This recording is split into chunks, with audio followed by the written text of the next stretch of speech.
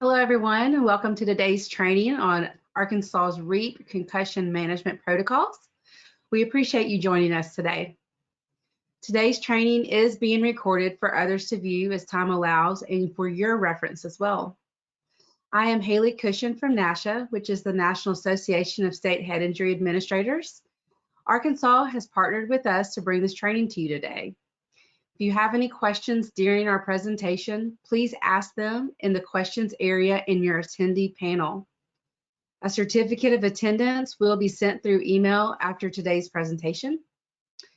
This session will be placed on the website at arbraininjury.org. That's arbraininjury.org. It's also going to be on the UAMS site as well. The handouts today, if there are any, are located in the side panel, and they'll also be on arbraininjury.org as well. At this time, I would like to introduce Amy Goddard. She is the Related Services Coordinator and Brain Injury Specialist for the Office of Special Education at the Arkansas Division of Elementary and Secondary Education. Amy? Thank you, Haley. Thank you, everyone, for joining us today on this very stormy Wednesday. I'm glad you logged on to learn more about how school administrators, counselors, and others can support students in their return to learn following concussions. Joining me today are our community partners from the Arkansas Trauma Rehabilitation Resources Program at UAMS, Kristen Alexander and Dr. Danny Bircher. And now I'd like to introduce our speaker for today, Dr. Karen McAvoy. Dr. McAvoy is dually credentialed as a clinical and school psychologist. She practiced as a pediatric psychologist at Seattle and Denver Children's Hospitals and is the director for the Center for Concussions with Rocky Mountain Hospital for Children. She also practiced as a school psychologist for 20 years, serving as a coordinator of mental health, coordinator of manifestation determinations, and coordinator of the brain injury team at Cherry Creek School District. After 20 years on the front lines in a school district, Dr. McAvoy then served as a consultant for an additional 10 years to the Colorado Department of Education, providing trainings to multidisciplinary school teams across the state of Colorado on the impact of brain injury and neurodiversity on learning and behavior. Dr. McAvoy is the author of REAP, which stands for Remove, Reduce, Educate, Adjust, Accommodate, and Pace, a community-based interdisciplinary approach to concussion management that's been customized in over 12 states, including Arkansas.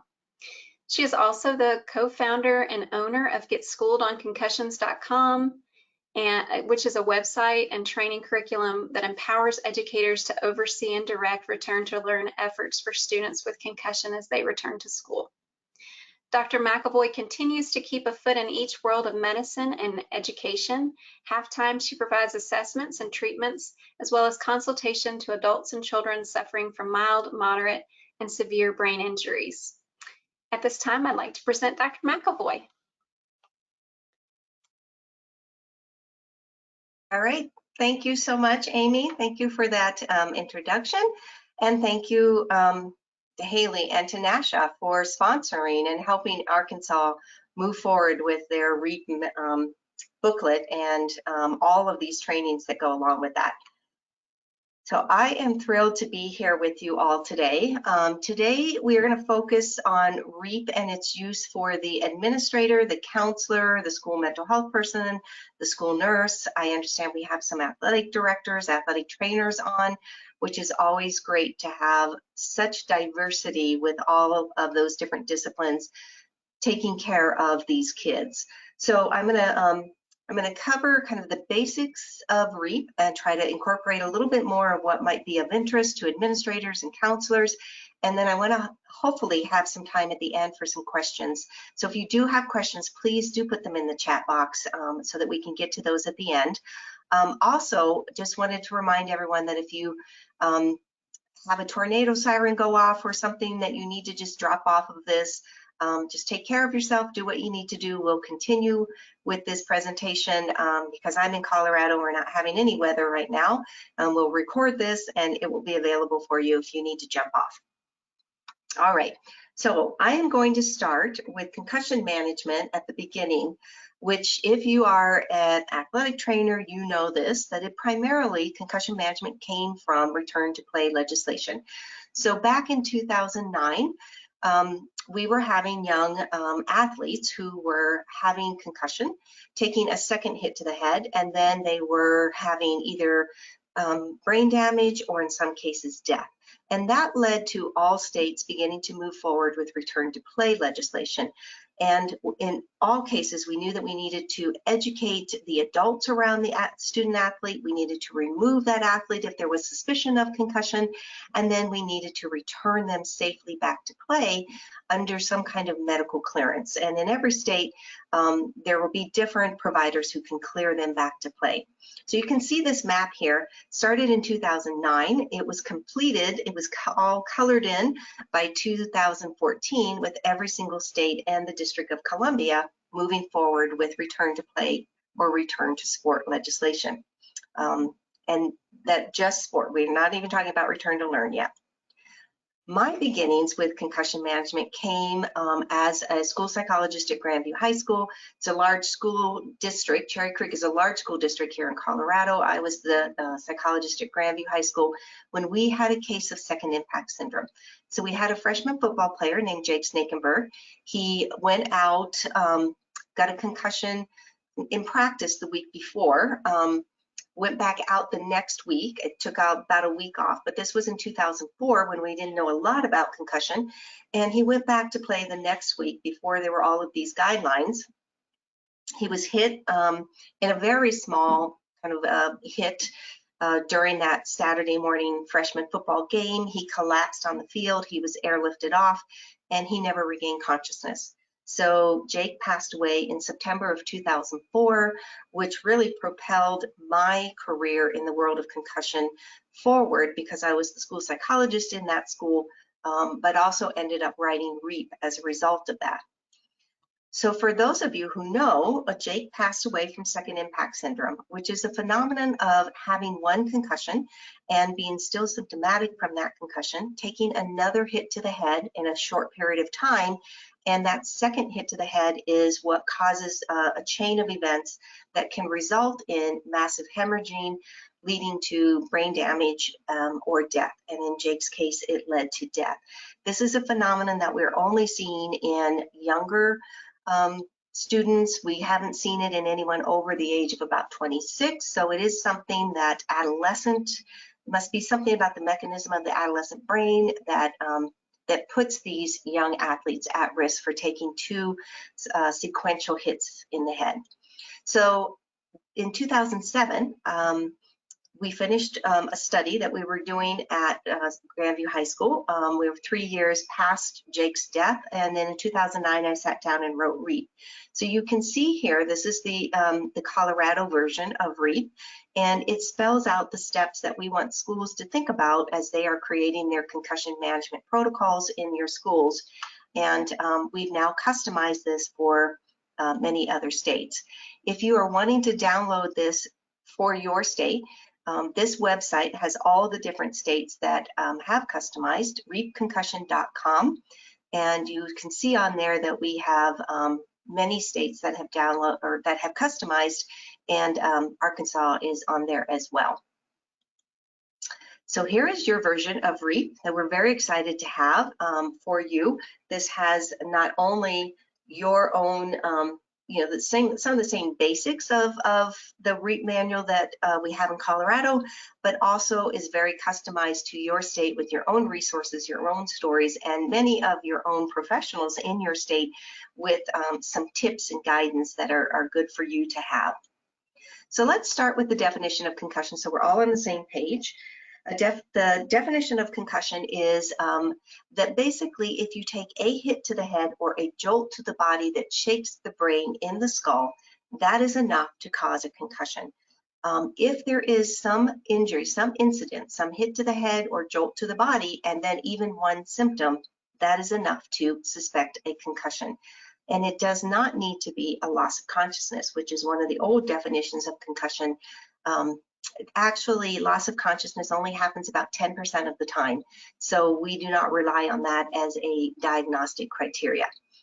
When you take that hit to the head and that jolt to the brain, it starts this complex pathophysiological cascade of events that ends up resulting in a functional problem, meaning that it will impact the person's ability to concentrate and think. It'll impact their sleep. It'll impact their personality with things like, they're more emotional or they'll cry more frequently.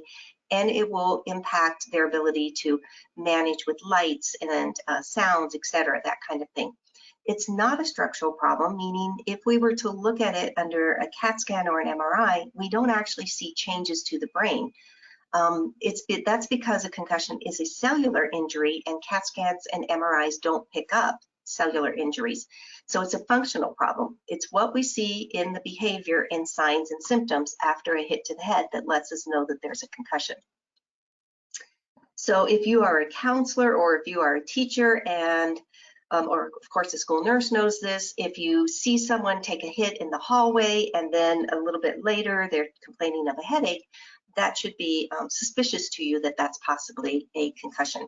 So these are the signs and symptoms. You can see that they fall in these 4 different categories. Physical, we talk a lot about. Headache is the #1 symptom. 90% of people will report headache, and then some light sensitivity and dizziness and all those kinds of things. But like I said, and for us as educators, we really need to focus in on the cognitive issues, the emotional issues, and the sleep and energy issues, where they're just so exhausted that they don't even want to attend school. So signs and symptoms are 2 slightly different things. Symptoms are going to be what they report to you. So they will say to you, I have a headache. I feel like I'm going to throw up. Signs will be what you see.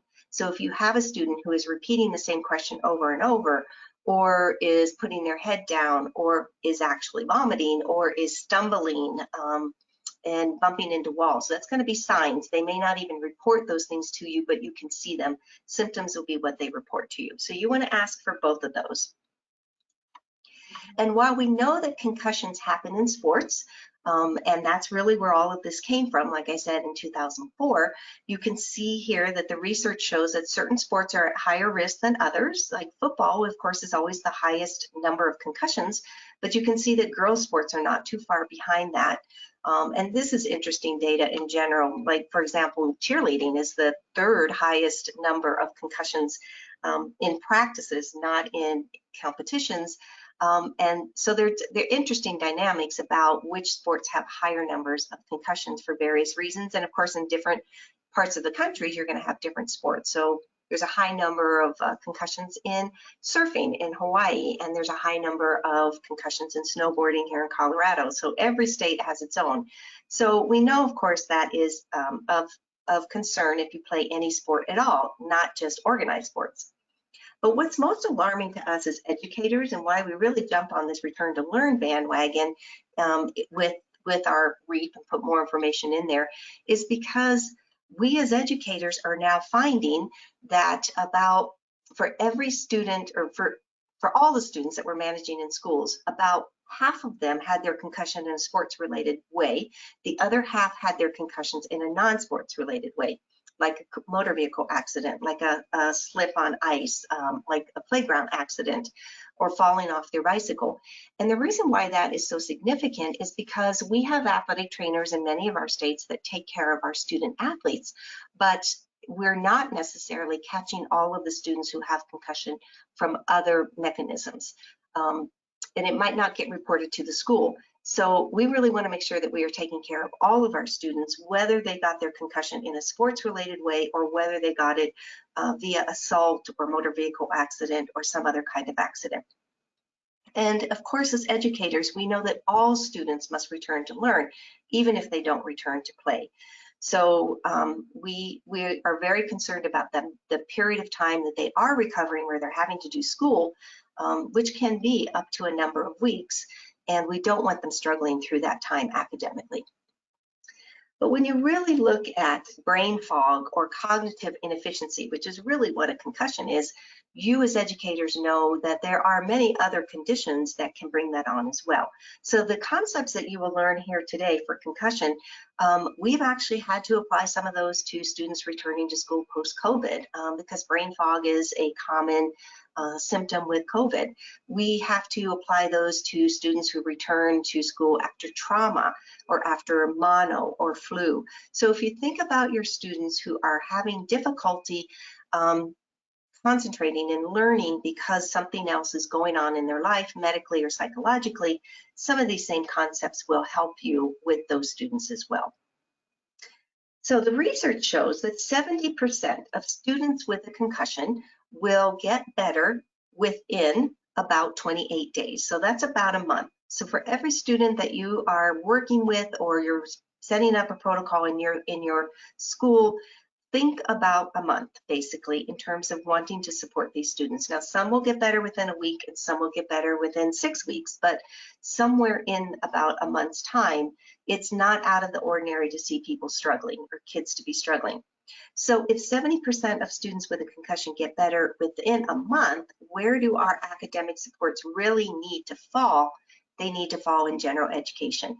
For many of us who are related service providers, such as myself, a school psychologist, school nurses, mental health, you're going to get involved with these students, but sometimes you're going to get involved with them 4 to 6 weeks down the road. And what we're really saying is that that may be too late. For many of our kids, for 70+% of our students with a concussion, they're going to need academic supports right away in general education. So in REAP and in anything that you see that I work with, Get Schooled on Concussions, I am very careful about calling academic supports in the first 4 weeks that we provide in general ed classrooms academic adjustments. I don't call them academic accommodations because, as you know, we as educators use the word academic accommodations when we're talking about 504 plans. And we are certainly not suggesting that every student who has a concussion needs a 504 plan. Only those who have prolonged recovery might need a 504 plan, only those who go into tier 2. And we don't really expect that students with a concussion will ever, hopefully, fingers crossed, need to have special education, an IEP, or modification of curriculum. So just by the words I use, academic adjustments versus accommodations versus modifications, if you even just incorporate that into your language in your schools, you will be helping your teams that are working around concussion know exactly where this student is in their process of recovery. Are they within the first 4 weeks? Are they beyond the first 4 weeks? And are they now into permanent brain damage as in special education? If this sounds familiar to you, it's because we already have the system in place. As educators, as administrators, as superintendents, you know that every school has available to them the ascending level of support, which is called the multi-tier system of support, MTSS, or response to intervention, RTI. So basically, we want to maximize our supports for students with any condition, whether it's reading, whether it's trauma, whether it's concussion, in the first 4 weeks and in general education classrooms. And that's called tier 1, and those are academic adjustments. For those kids who need more customized or longer support, they go up to tier 2. And then finally, after months to years, in some cases, they have permanent issues and need permanent support, they would go up to special education and modification of curriculum, tier 3. We're going to talk primarily about tier 1 today, because that's where we really want to put our level of support. But because there are counselors on this call, I'm going to go into a little bit of tier 2 and 504s as well. Okay, so what makes a concussion better? I'll give you a little bit of the research on it. Like I said, it is that hit to the head, and the biggest concern that we have is not to have another hit to the head. So the one and only black and white recommendation from a concussion that is non-negotiable is that these students cannot hit their head again while they are recovering from a concussion. So they cannot play sports. They are generally out of PE and physical play at recess. Now, shades of gray, things that they can do during this time is they can do some socializing, they can do some cognitive schoolwork. We just want those things brought down. So that is not a definite no, it's just based on symptoms. We want to keep them moving forward with their life. And recovery is not linear. Sometimes it's 2 steps forward, 1 step back. The research does show that we can predict that some kids will have a faster recovery than others. The things that we are looking for with the concussion modifiers would be a history of headaches in the family even, or a history of headaches within that student. Past concussions is going to put that student higher risk for longer recovery. Any history of mental health conditions before the concussion, so depression, anxiety. Girls tend to take a little longer than boys. That may be a hormonal thing. And then anything on the right there, learning issues, attentional issues, eye problems, sleep problems, anything that was a bit of a weakness before the student had a concussion can be amplified during the time of recovery of the concussion. So if they are having more trouble concentrating for 4 weeks after their concussion and they had ADHD before, that is totally common to flare during that time and then hopefully come back down before clearance. In some cases, some of our students are having eye and ear issues that basically will prolong the recovery. The eye, it's not what the eye can see or what the ear can hear, it's what the brain is recognizing coming through the eyes and coming through the ears. So ocular motor is eye tracking issues. So some kids are just unable to kind of get their eyes to track together after a concussion, and a little bit of therapy by a physical therapist or occupational therapist can help with that. The vestibular system is what is in the inner ear, and that helps with balance and head movements. And if those are off, then you get dizziness and you get headaches. So sometimes physical therapy will help with that. Basic headaches coming from neck strain and all of that can be helped with physical therapy. Sometimes kids are dizzy after this, and that just has to do with blood flow. So an increase in salt and increase in water can help with that. And then any kind, like I said, psychological issues can get exacerbated during this time. So depression, anxiety, irritability, and all of those can be affected or changed and helped with lifestyle changes. So that's kind of the background on what we know about concussion at this point. Let me show you some of the resources then of how REAP in Arkansas will address that. So as Amy said, REAP stands for remove and reduce. So remove from physical and reduce the cognitive and social stimulation. Let the symptoms educate you about how well you're coming through the recovery. Adjust and accommodate at home and at school. And then eventually, when you're ready to go back to play, you are going to be paced progressively back through a graduated return to play, and then you can be cleared. So REAP is an interdisciplinary team model. It requires that we have 4 different teams on board. It's a great way to kind of get everybody to the table and get them all working together and everybody to understand everybody else's roles. So the 4 teams that we have on board are going to be the family team, which in REAP is everything in orange, the medical team, which is everything in green, and then the school has 2 teams. The school has a school physical team, which would be the athletic trainer, the coach, the PE teacher, sometimes the school nurse, and then the dark blue school team is going to be the counselor, the mental health person, sometimes the school nurse. They're dealing with the academics, the teachers, the administrators. So there are 2 teams. And so everything in REAP is color coded, and you know what part you are reading based upon the color. All of everything in REAP is based upon evidence-based guidance that comes out of these meetings that they have every 4 years. The last guidelines we got were 2016 from Berlin, and that's only because COVID knocked out the 2020 meeting, but that is now rescheduled for 2022 in Amsterdam. All right, so this is the framework of REAP. It covers the first 4 weeks. It shows you what every team needs to do and how everybody is working together, but not all working at the same time on various parts of this. Okay, so I'm going to go into more detail with that. In the very beginning of a concussion, the people who might see the concussion happen is going to be the coach, maybe, or the athletic trainer, the family member, if it's, an accident at home, and they're going to take this person, hopefully, to a healthcare provider who will make that diagnosis. So that's the very beginning of a concussion. The first and most important part is the R, remove and reduce. So what all teams then know to remove the student from further any kind of injury, further hits to the head, so that we can reduce the potential for second impact syndrome. So families keep them out of recreational sports. The coach will need to, sit them out of any sport at school, that kind of thing. So this is the story of Jake in the Colorado book. And in your own manual, unfortunately, you have your own case of a very tragic case with Zach. And so that just, every case, unfortunately, every state has their own experience with this, and this is what we're trying to prevent.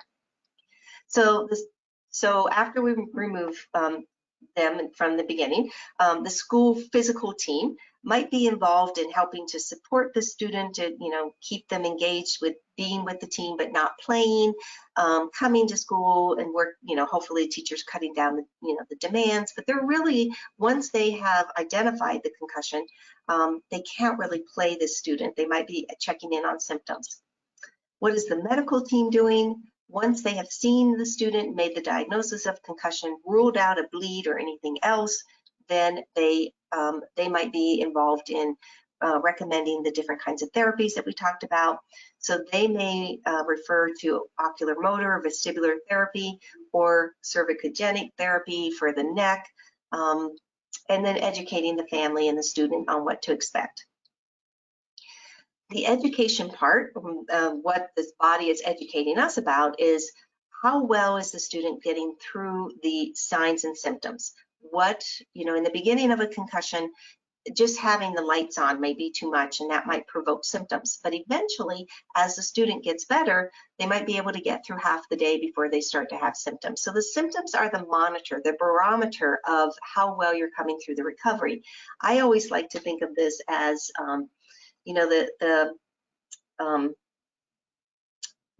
the concussion is, like an iPhone. When you have a concussion, you're like an iPhone 6 instead of an iPhone 13. So, if you have a bigger battery and you're better charged, you're going to at least be an iPhone 10. And so that's how the symptoms are telling us how you're coming through the recovery. This is actually what a concussion looks like. This is a cell in the brain, and this just basically shows you that it's an energy crisis. It has to do with how much calcium is inside the brain versus potassium, and the flow between those two. And when those get out of balance, it renders the cell to be inefficient, not broken, but inefficient. So it makes the student or the person with a concussion feel much like they're an iPhone 6 instead of an iPhone 13. They're just not the best technology with the biggest battery, or they're a car with a small gas tank. And if you're a car with a small gas tank, you can get out of the garage, but you're just not going to be able to cover as much territory. You're going to get to the grocery store and the bank, but not to the post office. And that is all important for management, because when we get to the part of adjusting and accommodating, that's really management of the concussion. And that falls on the two teams, the family team and the school academic team, because the school physical team has had to now sit the student and can't really play them. They can be their biggest cheerleader, but they really can't be having them engage in physical activity. And the medical team has done their piece of the diagnosis, but besides recommending the treatment for physical therapy, and then it's just time that we're waiting for. So who is actually really supporting these students during that recovery at week 2, 3, and 4? It's going to be the family team. So we ask the families to think about reducing the stimulation and just limiting the texting and the video games and the TV. I wouldn't say avoid them altogether. Don't take the phone away completely, or you're going to have a very upset teenager. You just have to limit how much they're looking at the phone or how much they are watching TV or doing video games. So do everything in smaller increments. And on the academic side, we want our students at school. If they were to miss school while they have a concussion, that could be potentially up to 4 weeks. Missing 4 weeks of instruction is just not feasible for a student. So we want them at school with symptoms, but we want to be helping them to manage their symptoms by taking little breaks and having the teachers cut back some of the work. So the academic team, the teachers, the counselors, the school nurses are really helping with symptoms and helping the teachers know how much to remove and reduce the work and being mindful of the cognitive symptoms. So this is what the family will be doing in the REAP model. They're going to be resting them for the first few days. Maybe they're not going to come to school for the first few days, maybe the first week, but after that, getting back to school and then coming home and taking it easy at home with some limitations and not doing a lot of extracurricular activities or running around on the weekend. Returning to school is in orange in the REAP manual because that actual process of returning your body back to the building is not something teachers decide. It is something that parents decide with some advice from medical doctors. So we really work with the medical doctors and the parents to say, we know that they still have symptoms, but we want them to go back to school so their teachers can do all those wonderful return to learn supports, but they can't do them if they're not first at school. So this is in the REAP booklet to support your parents telling the school about it, the student is coming back with a concussion, and so we want to support them, so please let us know when your student is coming back in, and we don't want them out for too long. When they get back to school, we are then suggesting that the teachers, counselors, school nurses, mental health, administrators then really focus on the dark blue part of REAP. So adjust and accommodate the academics. So you can see here, this is a symptom wheel. We have just compiled many different interventions that go with different symptoms, just in case teachers are trying to figure out where they can give some interventions. They can circle around the symptom wheel as much as they need and try different things. This is also in the REAP manual for educators. So we want you, and especially the counselors and the teachers and school nurses, to think about how concussion will impact their learning. Well, concussion will give them fatigue, so they're not going to be able to have as much energy to learn as much. It'll cause them to have difficulty concentrating, so they may not be attending as well. They're going to have slow processing speed, so they're not going to be able to cover as much material in their work, getting all of that done. They have trouble with working memory or learning new material, converting that learning into into memory that they can synthesize from something they learned before the concussion, and they tend to be more emotional. So these are the things that we want you to pay attention to and support your students during that time that they are coming through recovery of a concussion. So the dark blue part is for you. When we do trainings to school and to teachers, we try to focus on just 3 things for our teachers. We don't want to overwhelm them. We let them understand about mental fatigue, which is all about that symptom management. So if a student is not feeling symptomatically well enough to be at school, then they don't attend, they're not going to hear instruction. And if they don't hear instruction, they're not going to really be able to know how much to cut back the work. So we just want our teachers to provide a soft landing for our students to come back, be in the classroom, and just passively learn by listening to lectures. Once they've heard that, then you can cut back the amount of work. So that's the slow processing speed. So remove some work, reduce some work, and then how do you hold them accountable when their memory is so compromised? How would you test them and how would you give them a grade? So this is all in the REAP manual. These materials are also coming out of Get Schooled on Concussions, which is a website and a curriculum specifically on return to learn for educators, written by educators. And what I just told you about there are these 3 common cognitive inefficiencies. That mental fatigue first, because if they're not in the classroom, because they're too symptomatic, they're not able to even passively learn. And they need to be there and hear instruction in order for teachers to know how much work to remove. We suggest you remove some non-essential work, reduce some semi-essential work, and not just extend things. And then eventually, how do you hold the student accountable for mastery and give them grades, fairly? So that's the short-term memory part. When we present this to teachers, what we're really trying to say to teachers is that we understand your world and we speak your language.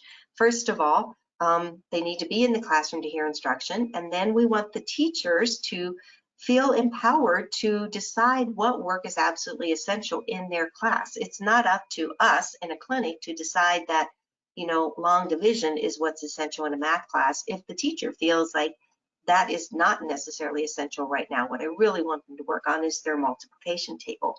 And then finally, how do you hold them accountable? Do you give them a test? Can you give them, you know, a collage? Can they do an oral presentation to show mastery of material in a different way? So this is what we focus on with Get Schooled on Concussions. Another way to think of this, you've probably heard in your training, the second principle, and that is to focus on must-knows.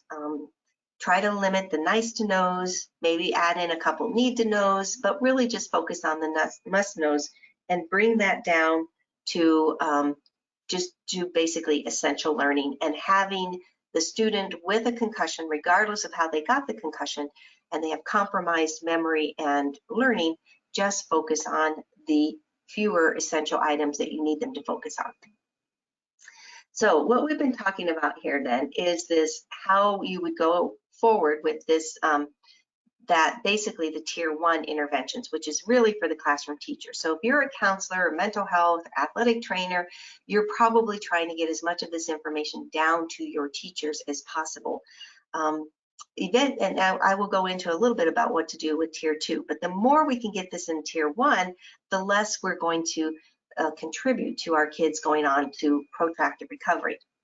Most of the kids are going to want to know, how do I get back to my sport? How do I get back to my life? And so this is in the REAP manual as well. When the student is 100% back to their level of symptoms at home, so you are going to want to get some parent input.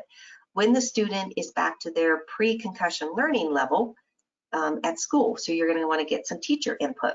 When their neurocognitive testing is back where we believe it should be, and if you're not doing neurocognitive testing, that's okay. You can determine this based upon the teacher input. When they are back to their baseline levels as determined by maybe the symptom management protocol that an athletic trainer or school nurse is doing, or if they've been discharged from therapies, and when they're off all medications for symptoms of concussion. So in the REAP booklet, we also have a list of symptoms here that you can use, and you can have your school nurse or your athletic trainer talk to the student and have this filled out. This also helps you figure out where the symptoms are primarily impacting them, in the emotional realm, in the cognitive realm, in the headache realm, etc. And we also have teacher feedback in the manual, and I use this as their golden ticket towards clearance. In my clinic, I ask my students to go get this teacher feedback from their teachers and bring it into me before I can even start the graduated return to play or clear them. So it's a student's responsibility to take this around and to get the teachers to answer the question, are you still giving me academic adjustments? Do you see any symptoms of concussion? And am I back to my pre-concussion learning levels? And that's all teachers need to put on this. And then it's the responsibility of the students to take it to the next teacher and eventually bring that to whoever the person is who's clearing them. So you can see that what we've created here is these 4 teams working together. So we've got the initial identification, we've got the management piece, which is really the time in the middle, and then eventually when the student is feeling back to, they fit all the criteria and they're back to their baseline level of symptoms and learning, then we pass the baton back to the coach or the athletic trainer or the healthcare provider, who will eventually make the final clearance, depending on who can do that in your state. When we get to that point, when there's consensus decision on all of your teams working together, then and they hit the criteria, then the last step that needs to be done is the PACE part. And that is the graduated return to play steps that come out of Berlin, and all professional athletes do this. And so these steps will slowly put them through increased physical exertion, 1 day at a time, 24 hours in between, making sure that symptoms don't flare, because remember, the symptoms are the barometer to tell us whether or not the student is still having any kind of basically cellular deficit, which is what's causing the symptoms. So if you can increase their physical exertion without increasing their symptoms, then we know we have resolution of the cells in the brain.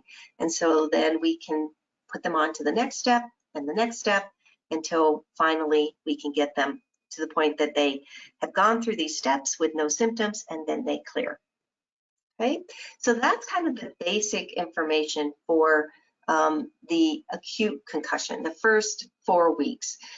Because I have administrators, counselors, some school nurses, mental health on this, as superintendents on this, then we want to also just recognize that not all students get through their recovery in 4 weeks.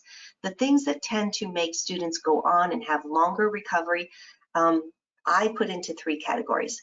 One is a concussion originated category, meaning this is a student who never had any dizziness or eye problems or headaches or anything before the concussion, and now they have ongoing ocular motor vestibular issues.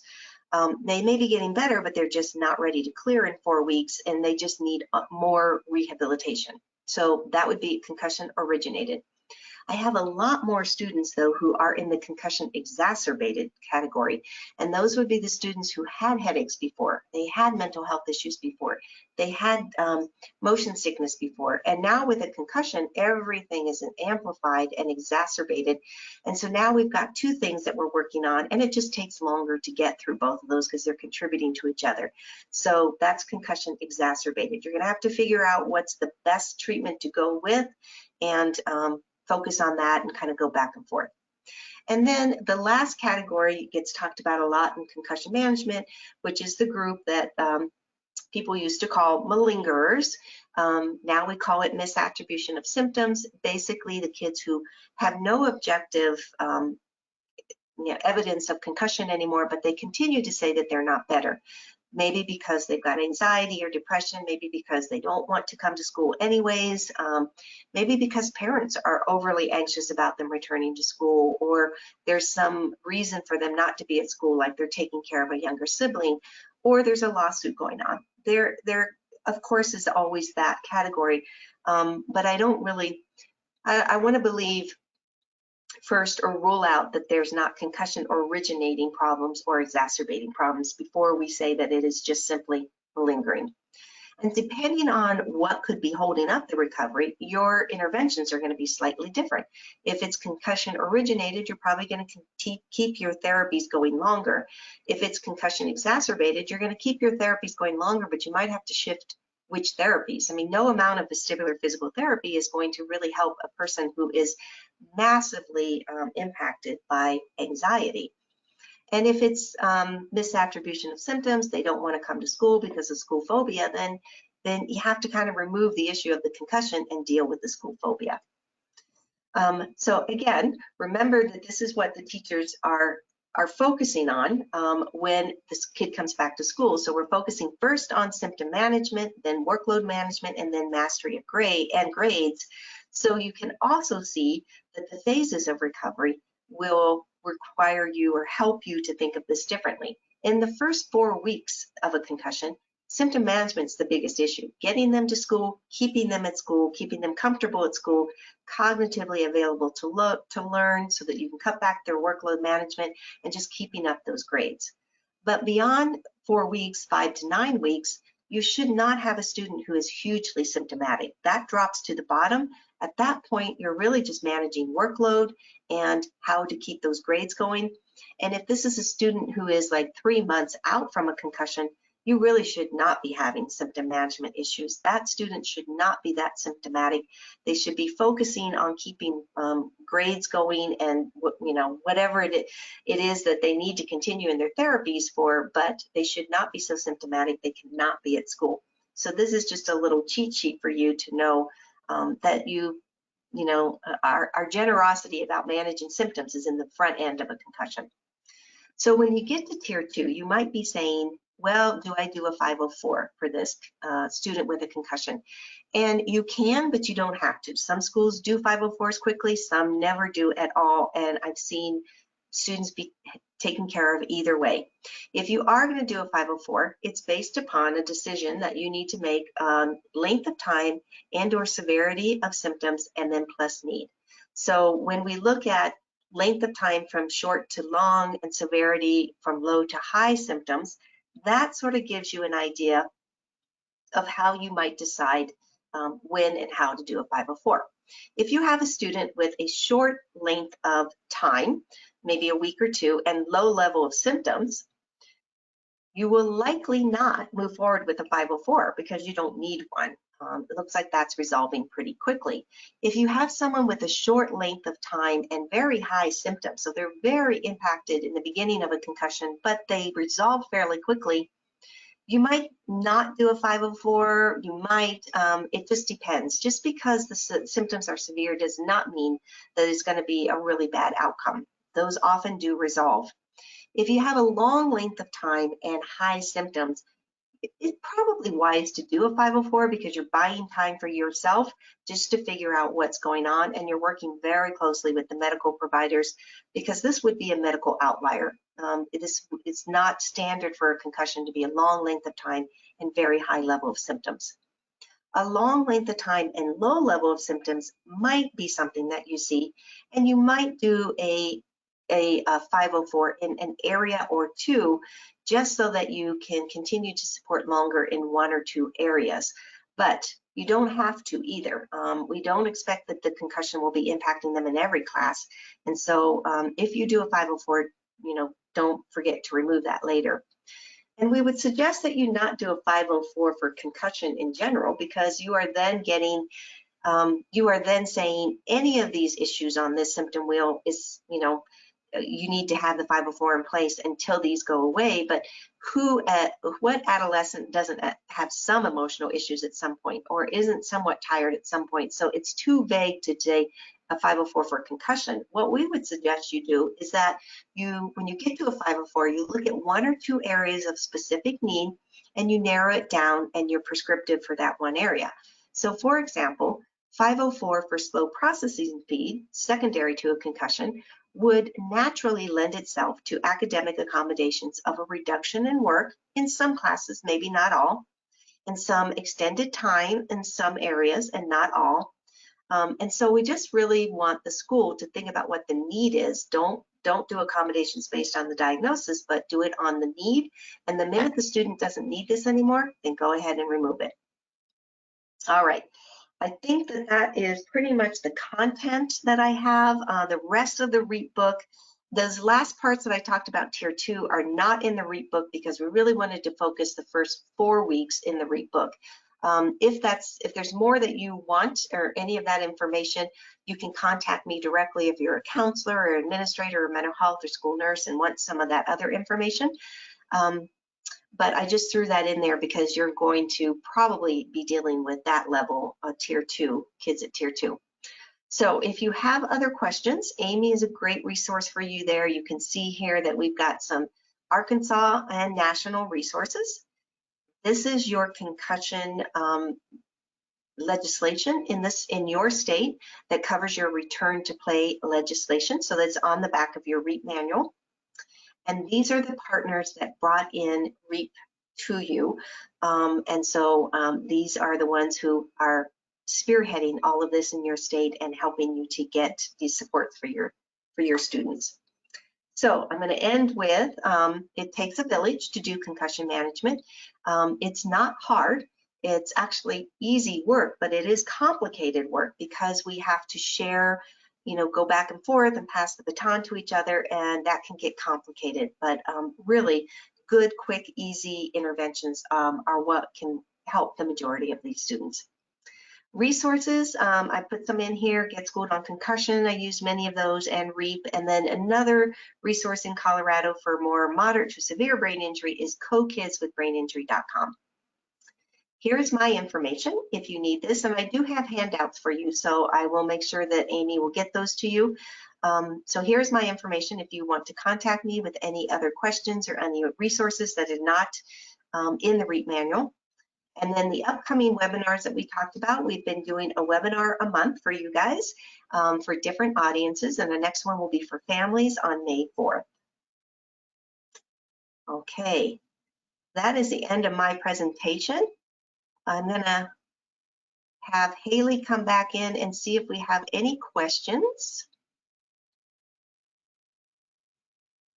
Thank you, Dr. McAvoy. That was super informative as always. I don't see any questions at this time. Just a reminder, if you do have any questions, just add them in the questions panel in your attendee panel there. And we'll be happy to answer those while we're live with Dr. McAvoy.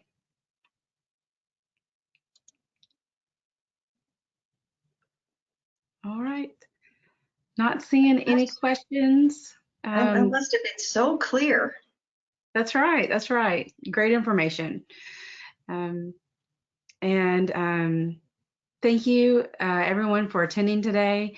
Remember to check out arbraininjury.org for the recording and the handouts. We'll get those up as soon as we can. And thank you again, and everyone have a great day. Thank you.